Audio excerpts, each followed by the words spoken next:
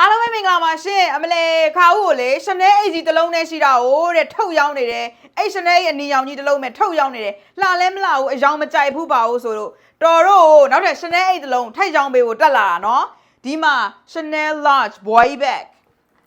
အယောင်ကိုလည်းရှိုးလိုက်အောင်အနက်ရောင်နဲ့ရွှေနဲ့နော်အဲ့တော့အခုတော်တို့ပြောပြမယ်အမေရိကတထေးမမတွေက Chanel ဆိုလို့ရှိရင်အမဲရောင်နဲ့ရွှေနဲ့ကိုလွဲကြတယ်အရန်ကြိုက်တယ်အ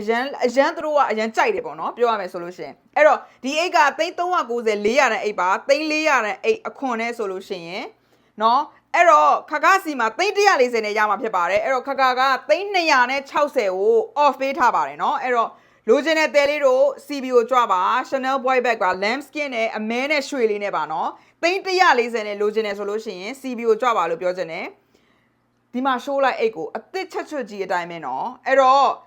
ဒါနဲ့နေအောင်ဒီဗီဒီယိုကိုဘာမှမစင်စားလေးနဲ့တဲလေးတို့လည်းတခါတည်း share သွားဘာလို့လဲဆိုတော့ဒီဗီဒီယိုမှာဒီအိတ်ကြီးကြောင်းထွက်သွားလို့ရှိရင်